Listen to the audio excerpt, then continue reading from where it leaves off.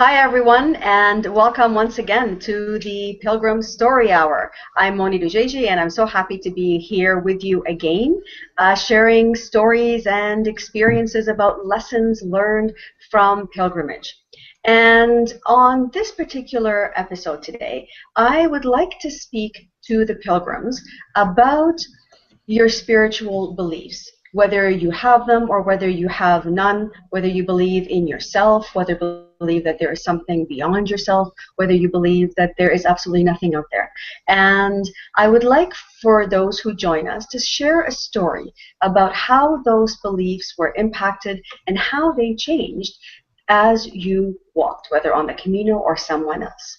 And I'll start by telling you maybe a story myself, and I'll open it up for everyone else to join in. And I will say that my spiritual beliefs, I didn't have any growing up. And as I went through a personal crisis myself, I began to explore questions such as, why is this happening to me? Who am I? Why am I here? And those questions and that need to understand my place in the universal order of things led me into spiritual territory, into what is considered more the new age, the self-help, the spiritual growth, where I basically inhaled all the books that were on the shelf, books by the Neil Donald Walsh, Deepak Chopra, Louise Hay, all those books that spoke essentially about the same thing. And the biggest thing for me was that you are the creator of your world, as opposed to the victim of your world, that you have more power to create and to influence what's happening around you than you believe, and that there is something greater than you that is always with you, guiding your steps, wanting to speak to you, wanting to reveal itself to you, but that the block is me, that I'm not usually listening. And that it could be described by many terms: the universe, the light, the angels, God. The name doesn't matter, but the essence of what that energy is, or what that presence is called love. And I wanted to believe all of that. And I read it, and I tried to practice it, but I wasn't sure that I fully bought into all of that. Because for me, it's all nice theory and nice ideas until you actually live them, and you try to actually make that a part of who you are. So when I quit my job and I started traveling and I walked the Camino, my bigger quest was to really put all of those teachings into practice and to really see, is there such a thing? What would happen if I actually followed what I felt was an omen, or all of these synchronicities or coincidences? What would happen if they actually did make sense and I didn't just dismiss them like I would normally do as being, oh, that's just, a weird coincidence? What would happen if I actually paid attention to them and started acting on them? What would happen if I was seeing the same message over and over again, or the same word over and over again? And rather than once again saying, oh, that's just, strange, whatever, coincidences, I paid attention and saw where those words or where those messages actually led me. And so this is really what I was trying to live on the Camino, and then subsequently walking from Rome to Jerusalem. And I want to tell you an example of a story that kind of ties all of it together for me. And I gave quite a bit of thought to the story that I really wanted to share today, because there were so many. And I want to tell you the story of when Alberto and I were walking, and we had arrived in Croatia. Having just entered, we had been walking for about 2 days. And he tells me that he had been receiving strong omens, strong signs, synchronicities, leading him to go ahead of me, to go alone to a place called Medjugorje, which is a fairly sacred location. It's a site of Marian apparitions, where they believe she's the Virgin Mary of Peace, had appeared to some young children there. And he really felt the calling to go and arrive there by the time the next message was being delivered, which was the 25th of that month. And I was suffering with terrible blisters, and I just simply could not walk the kilometers that were required to get to that place by that time. And so we made the decision to separate. Now, Alberto went ahead of me with the idea that it's only going to be a day or two, because I just needed time to recover from my blisters, and I would just follow him right away. So he went ahead. He didn't have a cell phone. I had no way to really keep in touch with him. We just said, I'll meet you a couple of 100 kilometers down the road. It was maybe 500 kilometers to get to Medjugorje. I'll meet you there, and we'll figure it out. We'll trust that everything is going to be okay, and we will allow whatever it is that is guiding us. We'll allow the angels. Will allow this love to lead us and to take care of us, each of us, on our own separate journeys. And that's how we left it. Now, for the entire journey, the only kind of, not serious, kind of thing that I had were blisters. Those were the only annoying thing that I had. It just seemed that my feet would not toughen up no matter how much I walked. They were just still soft, and I would just get blisters. And so I learned how to look after my blisters and take care of them. But after I started walking, following Alberto, I was like, oh, this is not too bad. I'll just keep, try to catch up with the kilometers. I was only like maybe 2 days behind him. So I started walking. And it was during that time of walking alone in Croatia that I started to feel a pain under my arms. And it had kind of been on and off for a while. And I just thought, oh, it's just like a rash from having, from all the sweat and all of that. And I didn't pay close attention until one day I couldn't even lift up my arms. And when I checked under my arms, when I touched them, I felt like little golf balls underneath my armpits. And I thought, oh, that can't be good. But who do you ask in Croatia? Where do you go? How do you find a doctor? And I got to a hostel, and I managed to find someone who spoke English. And she said to me, oh, well, that's okay. I know a doctor who speaks some English, and we can take you to her. And I said, thank you so much. I went and saw the doctor, and she did speak some English, and she did an examination and essentially said to me, your lymph nodes are infected. They're infected, and because the lymph nodes feed into the breast, there could be some complications. I suggest that you actually get surgery to drain those lymph nodes. She goes, I can give you antibiotics, but they're not going to do anything. And I'm thinking, what the heck do I do now? I'd like a second opinion, but where are you going to go here? You're in the hands of someone trusting that everything is going to be okay. And so I went back to my hotel room kind of feeling kind of alone. I was feverish that night. I was just sweating and shivering, going through just really the symptoms of a bad infection. And I remember being in bed and just being by myself and crying. And at the one time that I actually want to talk to Alberto, Alberto is not there. He's gone ahead. It's like, there's nobody. I felt so alone in that room by myself. And then my phone rings. I receive a phone call he was the head of one of the monasteries where we had stayed. And he had taken down my phone number. And he had called me just to check up on me, just to say, hey, how are you doing? And, I was trying to contain back my tears, but I finally just let it all out. I was like, I'm all alone and I have a bad infection. And I'm trying to say all this in Italian, which, I hadn't really dominated. So I'm trying to explain infection and bumps and sick. And I think he understood me because he just said to me, just wait. Don't worry. I'll take care of it. And he hung up and he said, I'll call you right back. And within about 10-15 minutes, I get a call.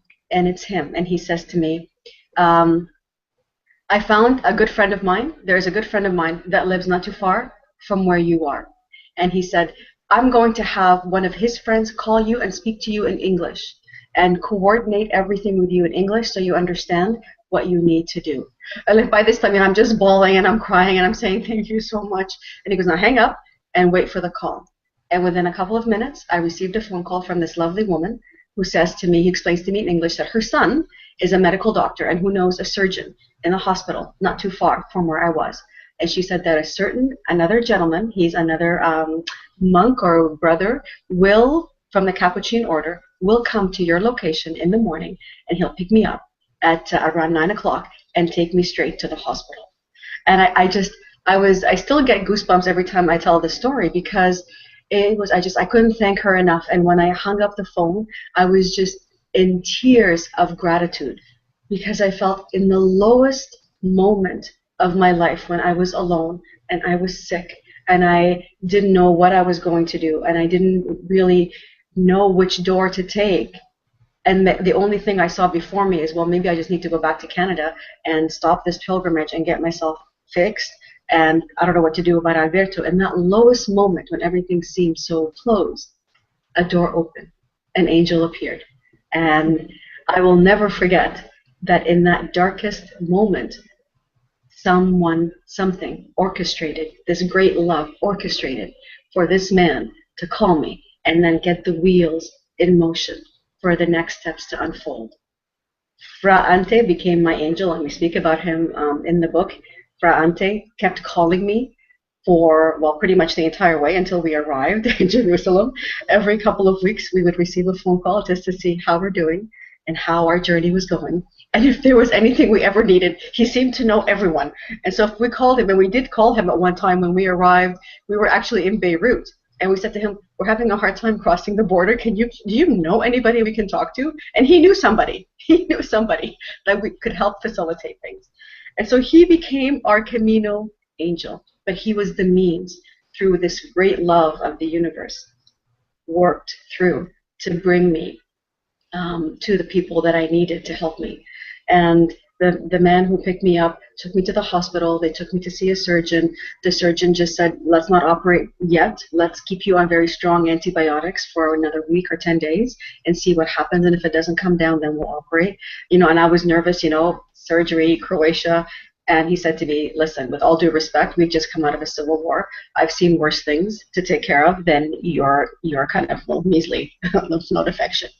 And I thought, you're right. And I just kind of let it go at that time. I surrendered and I said, okay, whatever happens will happen. And that monk took me to his home. I recovered there. I had beautiful nuns looking after me, cooking my meals every day. I felt like I was part of a family, of a universal family of brothers and sisters. And to this day, I am ever grateful for this love that appeared.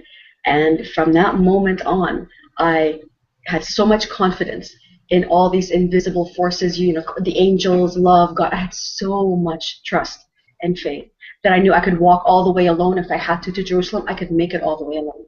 No problem. And so I'll stop my story there. It continues for much longer, but I want to open it up because I have here with me today Ingrid, who is a fellow pilgrim. Hello, Ingrid. Hi, Mony. Hi, Alberto. So nice to see you. So nice to see you. Well, this is an experiment that actually worked, right? It is an experiment that works. Look at that. You know what? I have a feeling that the whole time I was talking, the camera was on you. Everybody was looking at your face. We'll find out afterwards. Yeah. I know the camera is up, but so is Alberto's. I guess with just the three of us, it's easy. Okay. Well, you know what, Ingrid? I'm going to let you now tell a story, because I know you've done more than one pilgrimage yourself, and you have a lot of beautiful stories to share. So do you want to tell me a little bit about how your spiritual beliefs evolved as you were walking? I wanted to say before, I have heard your story many times, and every time that I hear it sounds different, very beautiful, and touched me. That was, Thank you. Yeah. No, and I read your story a couple of times. I heard you speak about it too. So, it is quite a touching story, and on so many levels. And I, as I was listening to it, I was wondering, well, if you asked me to tell a story, what do I say? And but it always comes back to the Camino. Because for me, the Camino was a pivotal point in 2012. Mm-hmm. It was my first journey. And a little bit of background, I grew up in a Catholic faith, and until I was about 14 years old, it was almost like I was going to become a nun. Not really, but I was very involved in a church. And my mother got ill, and my father basically stopped me going to church because he said, your church is now at home helping your mother get well. And I firmly believe in whether you are a churchgoer, whether you practice any kind of rituals, it's a habit, and a habit can be learned, but a habit also, if it is not continued and practiced, it also unlearns itself. It goes by the wayside. And so for me, going to church no longer was a priority. For me, doing what needed to be done to help my mother became my church. And over time, I kind of realized as I grew older that my contract with the universe is to be of service, Mm. be a nurturer, and to be a healer. Now, I was new, I had healing capacities, at times more stronger than others, at times more fostered, other Mm. times suppressed, especially when I was growing up. Um, but it was always there. And when I took upon to go on a Camino, to take the time away from my everyday life, um, it was really a rather selfish thing, a very good selfish thing, Yes, good because selfish. I gave myself permission to do something totally out of the box. Something that I really needed. I was at crossroads in my life, and I felt like I was choking. I wasn't quite sure which direction to go, but I knew something had to change, Hmm. and I Hmm. needed to breathe. And when people initially asked me why I wanted to do the Camino, I said to breathe, just to breathe. And I was very fit. And I remember a time just before I actually went, about a month or 6 weeks earlier. You wrote me something on Facebook and you said, Ingrid, you sound like you're really prepared physically, but I think it's time for you now to get prepared spiritually and to learn to listen to your inner voice, to listen to your heart, and just to listen and see where that takes you so that you're not that surprised when you go on Camino. And I think that was one of the best nuggets that anybody ever gave me, because boy oh boy, would I have been unprepared for what was to come once I went on the journey.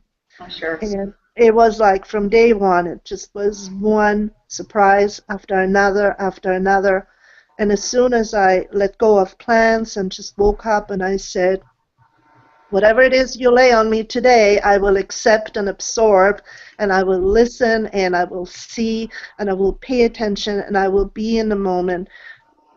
I knew everything would be fine.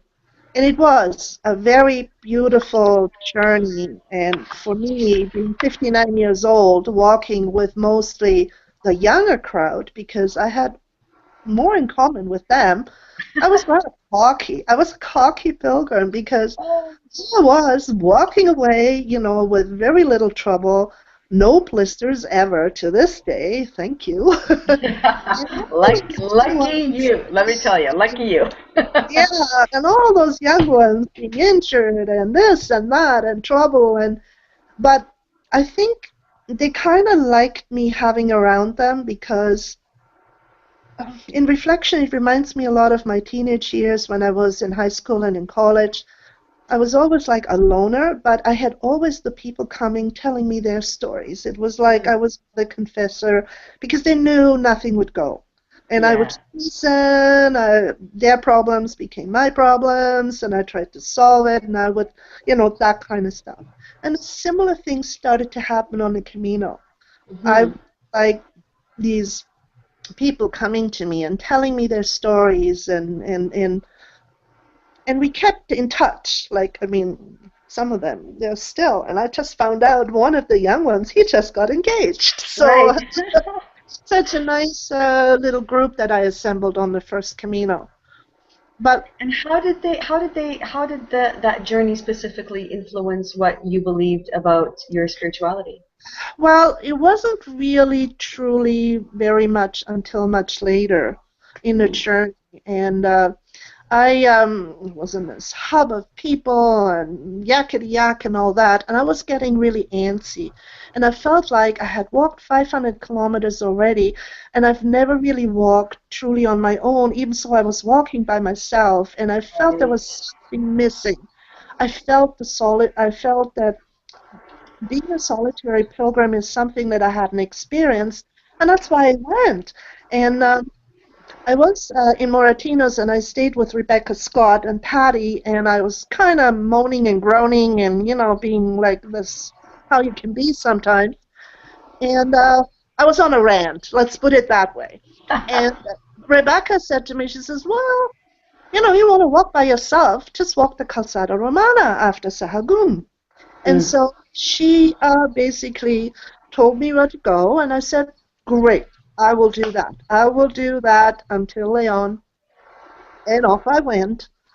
And on the second day, on a very, very, very long stretch, some pilgrims behind me, ahead of me, or whatever. But for the most part, I really was walking on my own. Mm-hmm. And then it happened. Just like What I had happened? asked. What happened? Walk by myself. The universe, the Camino answered. There was nobody around me. Mind you, I didn't ask for getting injured, but whatever it is. And one step I was fine, the next step I couldn't walk. Wow. And there was nobody around. And I'm saying, okay, now, what am I going to do now? Thank you for giving me the solitude, but I really need help. And I'm sort of kind of humbling away there, and I only have a staff. I don't have poles or anything like that. And in the distance, all of a sudden there's some trees or whatever, and a pilgrim comes out. And I recognize her. And she had passed me a couple of hours before, and she looks at me and she says, what's wrong with you? You were perfectly fine when I passed you. And I said, well, I don't know what's wrong with my foot, and it can't put weight on it. And she says, well, let me have a look at it. And I said, well, I don't really want to take my foot out of the shoe because I was worried that it would get all swollen and I wouldn't be able to put it back in. And she says, no, we'll do something. She says, don't worry. She says, by the way, I'm Christina. I'm from the Ukraine. Yes. I'm a foot specialist. She's a foot specialist. And she's a foot specialist. So all the stories about the Camino provides, and the Camino gives you what you need, not what you want, and all these platitudes, right? And I'm just saying, how is this absolutely possible? That in the middle of nowhere, for me, not expecting to be injured because I didn't trip, I didn't kip, it was just one of those spooky things. And then to have somebody who actually possibly could help me or tell me at least what's wrong.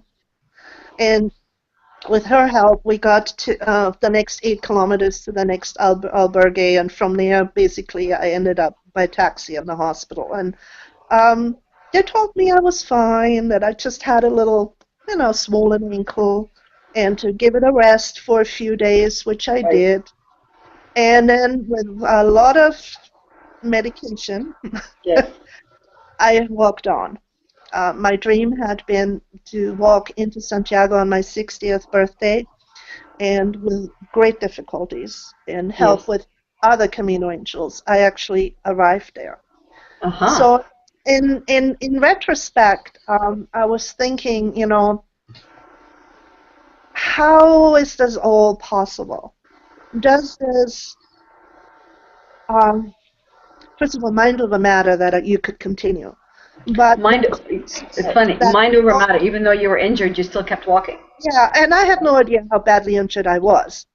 To make a long story short, when I came back to Canada, I actually was put in a cast. I had walked 300 kilometers on a broken leg. On a broken leg, wow. On a broken leg. So, and that by itself is also a miracle because there's no damage to my leg. So, that's another huge thing. Yep. Yeah, I think it's, and to me, that last 300 kilometers in that pain and suffering and being totally dependent on the local people and other people to help me every day is when I had a spiritual awakening, because I truly had to trust. Yeah. I had to believe. I could not be afraid. Actually, I was never afraid.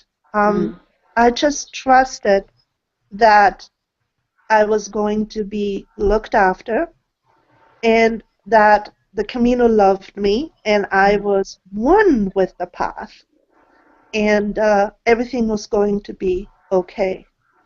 I had never ever put that much trust in something that I couldn't really touch. Like, I mean, yes, I could touch the earth, but it's a belief in your heart and in your mind to accept the possibility that for now, maybe I am not the captain that stirs that ship, that higher power or the universe or whatever you believe in, or just the trust and the love that you give back is back to me and keeps me safe and gets me there.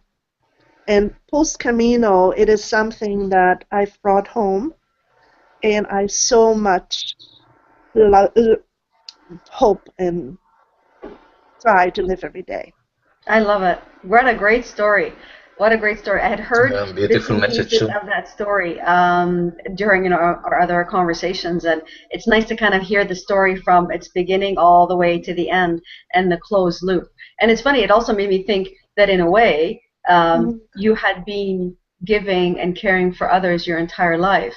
This is the first time in your life where you are being forced to receive and learn how to receive all the love that you have been given. That mantra that I said every day, you say things, and sometimes you just say it. Man, I really truly meant it every morning when I said, here I am, I will accept, right? Yes. But I mean, from that point on, there was no choice.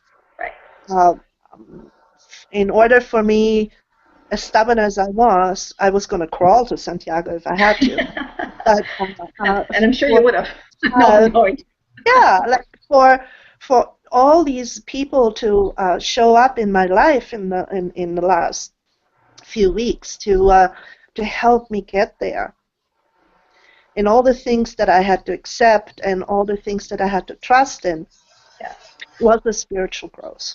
Yeah. That's a great, great, great story. Thank you so much, Ingrid. Thanks for sharing that. Yeah, great reflection too. Yeah. Well, Alberto, if you'd like to share a story as well, I'd love to hear your story. After all that you have said, I don't know what I can add that can give something else. For my experience, I can talk that about the journey that we did to Jerusalem, even when my spirituality came from before that, and before even the first Camino that I did, I was already in search. I was already doing a Camino, the inner journey. That bring me to the Camino in Spain, and later to meet you, and after to. Then always was try to practice, try to learn more of what I didn't know yet, and try to discover the magic that I was seeing in the coincidence in the messages from the name it angels or God or the universe. I wanted to know I wanted to see that magic physically, not only in wings or in signs. So I wanted, okay, there is something there that is communicating with me. I want to sit and to see you and to talk directly. Let's put out all this. Okay, I see your love, I see the consciousness, I see the other thing, but I want to have a more physical contact with that. And part of my search or my journeys were in that way too. Some part was service, because I wanted to bring what was making me so happy to others.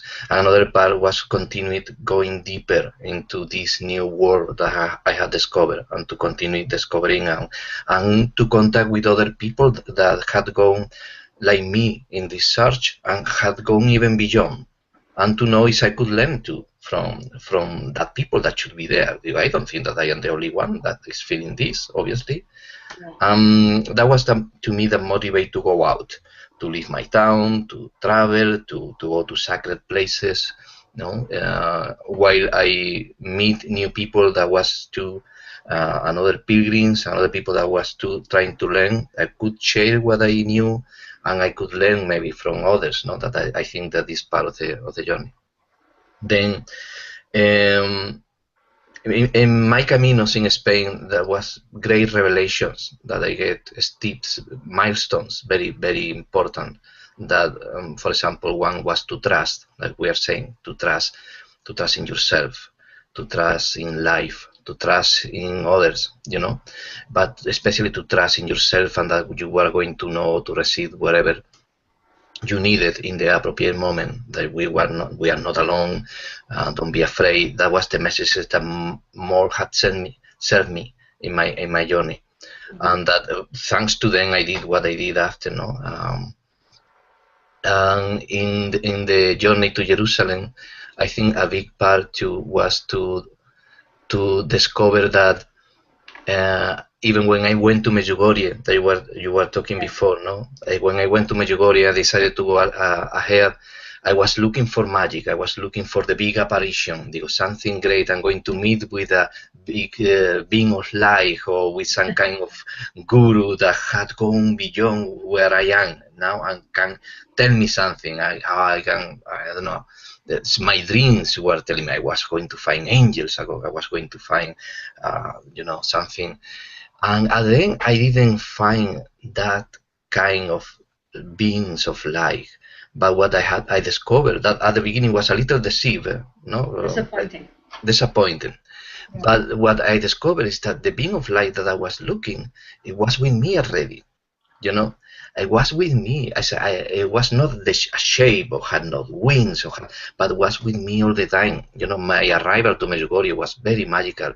How I went to the hill of apparitions, guided for a dog in the middle of the night. I had not a place to sleep, you know, and this dog appeared and look at me and telling me, come with me, and I follow, and bring me just to the hill of apparitions, where somebody appeared in the middle of the night speaking Spanish. That, you know, in Croatia, speaking Spanish. In Medjugorje, like in Medjugorje, like almost and telling me, town. Exactly, yeah. And telling me, what are you doing here? There was nobody else, only this guy that had passed with the car when I was arriving to the hill, and I saw that he looked at me from the window. What is this doing? At this time of the night was cold, you know, it was very cold. It was February, I think, no? And then he came to me and said, what are you doing here? Because I am Spanish. Oh, hablas español. He said, perfect Spanish. You know, what are you doing? Because I'm coming, I'm doing a pilgrimage to Jerusalem, and I wanted to come here to Medjugorje. And you had a place to sleep? So, no. I said, no, I have. So it's for how many days? Only this night. Tomorrow I will look for another place. I said, come with me. And he bring me to a house in construction that was just in the hill, in the beginning of the hill. And he told me, come. And he opened a room that was no windows, there was nothing, and he brought a blanket, and he prepared for me the room for that I could pass the night. And that night was so magical. I was crying in my bed, because for the windows I could see the full moon appearing little by little, like a sphere of light that I had in my dreams. That I had a dream where a sphere of light appeared to me, and there was the full moon appearing, and like to tell me, I am with you, have been always with you all the time, you know. And that is so, because sometimes we look for the master, we continue looking for the master outside. But the master is inside. That doesn't mean that my logical mind understands everything. We are humans, but we are so much more. And that we are so much more is that it's guiding us. And it's already in our hearts. It's already around us, you know. And we must trust in that. And we must learn to communicate with it in the ways that we have. No? That was a very magical experience, and I had another later, but I think that is enough. I will leave that. That I remember you telling me that story, and it is such a beautiful, such a powerful story. Very, very powerful. Of what happened. Yeah, thank you for that. And that was great, because at the end of the day, you're right, because we're talking about always looking for the master outside, what it is that's outside of us, the power outside of us. And yes, there is something outside of us. Of course, and you can learn from others, and you can learn. Exactly. That doesn't mean right, but we have to remember to look for the master inside as well. because every great master doesn't look for followers. The greatest of masters leads you to your own mastery, reminds you that you are already a master, and shows you how to unfold or develop that mastery that's already inside of you. That inner wisdom, Yeah. that is immense. So I don't say that God is only what I know now, it's in my brain. No, God or the universe is something infinite, but is in the heart, in our heart. Exactly. Of each of us, and we can connect with that wisdom, with that higher wisdom that knows everything. We can connect in some way and to open, to channel, to receive what we need at the moment, Bless you, Ingrid. Bless you. We've just been blessed, Alberto. Yes, well, we have indeed just been blessed. I don't see anybody else. I think we had a lot of viewers, but I'm not sure that anyone can join in. I see somebody here from South Africa. I sent her, this is Gabrielle, and so I'm just going to make sure that she accepts the invitation that I sent her to see if she can join. That would be nice. Yes, this is a friend of ours, another Facebook friend that has become, again, one of those really close friends. That's how we met you, Ingrid, right? That's how we began our friendship. Yep. It's amazing technology, what it does to connect people from around the world. So right now, I know that she's had problems before connecting from South Africa. I don't know if it's a connection thing or what it is, but I'm just going to wait for her for a moment or so, see if she will join in. Oh, and I see that another pilgrim wants to join in. Let me just invite her and add her name as well. That's Lori Ferris, and she comes to us from the Camino. Let me just find Lori. Where are you, Lori? Here we are. And she's the Camino Provides. There you are. I'll invite you as well, Lori.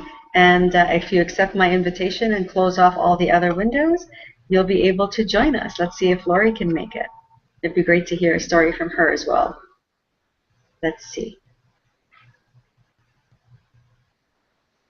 All right, I can only listen and watch. Oh, I'm sorry, Gabrielle, that's happening. So we'll say hello to you from Canada. Hello. Hi. Hello to South Africa. I'm so sorry that you can't join us. And I do know that that Lori is watching us. Oops. And I think I sent the request to perhaps the wrong email. So let's just see who calls in now. So I'm going to just look for you again, Lori. Just hang on a second while I look for you and invite you, as opposed to the Camino Provides, which is a wonderful website for any person who is thinking of walking the Camino. So many great stories that are there. There we go. Let's try this email address, Lori, and let's see if it gets to you and you're able to join us. We'll give it a chance, give it another moment. And we have quite a few viewers that have been listening. I hope everybody's been enjoying these stories that we have been sharing. And I especially love that last point. Wouldn't it be funny if you have that on YouTube, which it will be? Yes. And Christina from the Ukraine sees it. Wouldn't that be funny? She's the one person that I have not been able to contact. Well, I didn't contact anybody. Everybody contacted me. But yes, it's like one of those things where you spend very intense moments with somebody and then you don't see them again ever. I know. All is possible. Yeah. Yeah. I will tell you later the magical. Yeah, there's an amazing story that Alberto will share. Would have kind of come through a door just to be there for you, and then they are gone. There's a couple moments like that. This one was a good one. There was also a not so nice one, and I was glad that I never saw them again. But that too was awesome, right? Yeah, but it's interesting how people kind of walk in and out. Yeah, that's what happens. Yes. That's pilgrimage, right? When we talk about Camino angels, when we talk about the angels that appear out of nowhere, and it's when the Camino provides. This is what it is. This is what it is, and I really do believe.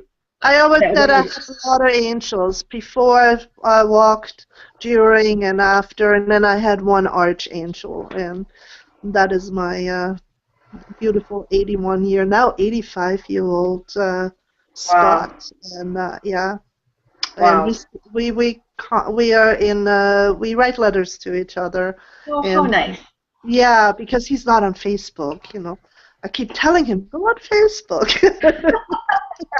But you know, I'm going to tell you, Ingrid, what the last thing, very briefly. Mony, while Yeah, very briefly. I'm just waiting for Lori to connect, for and yeah, you know, Gabrielle as well. I was reading my diaries the other day about the first Camino that I did. That was in 2000. I was reading my diaries, and you know, I had passed 16 years already, no, from there, or 15 years. And then in a moment, I read one of the. We were only 4 pilgrims the ones that arrived together to Santiago, and I had lost contact with 2 of them. With one of them, I almost didn't have contact because I didn't speak Spanish, and she was foreign. She was not Spanish. You didn't speak English. Yeah, she spoke English. Right. And I was a mature lady. O sea, I didn't talk so much with her, but I had a couple of good conversations. And at the end, we became friends, but we separated ways and we didn't see each other anymore. And I'm reading my diaries, and then I am reading because Tracy, and Tracy, digo, Tracy, oh my God, the Canadian Tracy, digo, oh my God, the Canadian Tracy. And I remember that I had a picture of the 4 of us that somebody sent me, one of them sent me many years ago in some place, somewhere. And then immediately I went to look for the people. Ingrid, Tracy Sanders is the pilgrim that walked with me in the last part and arrived to Santiago. One of them that was the foreign Did you know person that? She know I already sent a message to her. And I had met her. We had met her after we had gone to the little fox house that she had.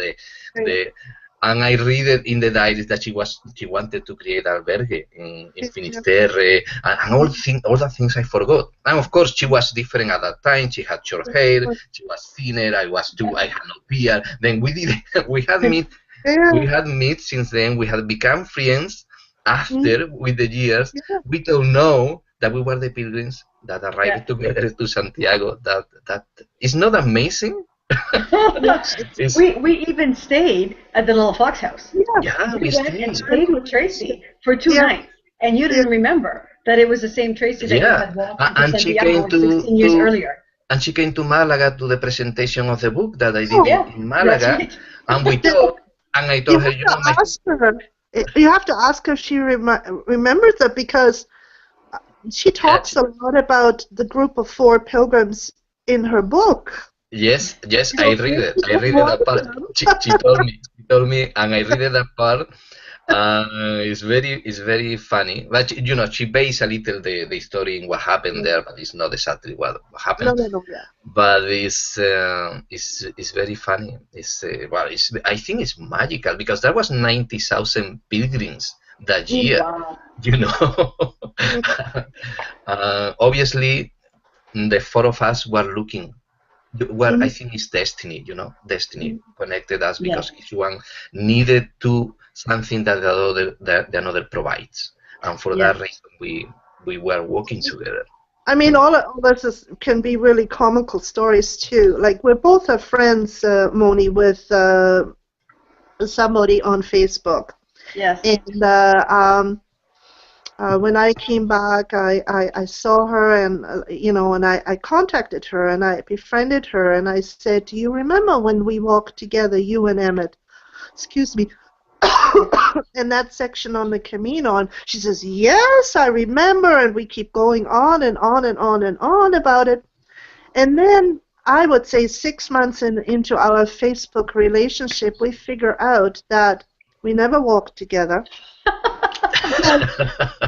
They walked the year before than I. But both were convinced that we walked together. That's hilarious. So they all say we have doppelgangers, right? But we were absolutely convinced, the 2 of us, that we actually had walked together for a short time. That's hilarious. It doesn't really matter. We are very good friends now, right? That's funny. Yeah, That's so you funny. know, it's the important is what had come from that experience, you know. Even Yeah, if exactly. So So now obviously, I keep wondering who these people actually were that had worked. She does the same, right? well, obviously this was a connection that you had to be made for some reason, and again, the Camino just kept on making those connections. Absolutely. Yeah. Absolutely. Yeah. So, a lot yes. of magic. A lot of magic. Well, unfortunately, Lori Ferris from the Camino Provides also had a story that she really wanted to share, but for some reason she couldn't make the connection. So we're really sorry you couldn't join us this time, Lori. I might continue this particular segment again at another time and speak once again about spiritual beliefs because I think there's many elements to this. And so I appreciate you trying to join in. And thanks to all of you who did share your stories. Thanks, Alberto. Thanks, Ingrid. And we'll catch you next time on the Pilgrim Story Hour. Bye, everybody. See you, Ingrid. Bye Bye. bye. Bye. Buen Bye. camino. Buen Buen camino. camino. Yes.